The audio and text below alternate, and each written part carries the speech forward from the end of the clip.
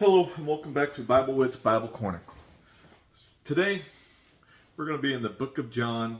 I'm going to read chapter 1 verses 1 through 3. Starting with the English Standard Version. In the beginning was the Word, and the Word was with God, and the Word was God. He was with God, or he was in the beginning with God. All things were made through him, and without him was not anything made that was made. That was the English Standard Version. Now let's do New Century Version. In the beginning there was the Word. The Word was with God, and the Word was God. He was with God in the beginning. All things were made by him, and nothing was made without him. Okay, so I'm talking about creation. There's something I heard actually today that is kind of stuck with me, and I agree with how it was said. However, I'm going to say it here in a second, but I want to say this.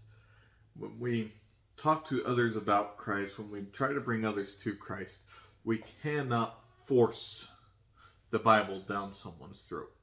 We cannot tell them they have to believe it. It's something they need to want to do on their own. So that being said, what I heard today that I agree with is a lot of atheists, when they argue about the creation of God, or creation not of God, but of the world. Sorry, God does not have a creation. He always has been. He was never created. So anyway, the creation of the world. Some of the atheists out there, or a lot of the atheists out there, I can't remember exactly what was said, have this argument of, how do you know there is a God? Show me this God. Let me hear this God. Let me feel this God. Let me, basically all five senses. They want to put all five senses to God physically. Okay. So I'm going to twist it up a little bit with how I heard it. So let's take smartphones, for example. If we ever run across this argument, let's take smartphones. Pull out your smartphone and ask this person, was this smartphone created? Or did it just appear? And if they say that it was made, put that argument back at them. Put all five senses. Okay, show me the person that made this.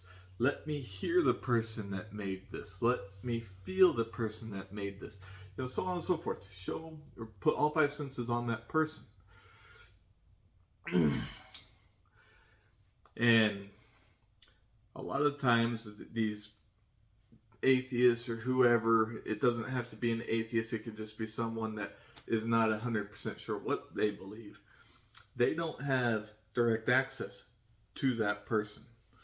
So they can't present that person so that we can put our five senses on. Now we know that God has put in the minds of people the knowledge to make cell phones, the knowledge to put together watches with those tiny little intricate working moving parts.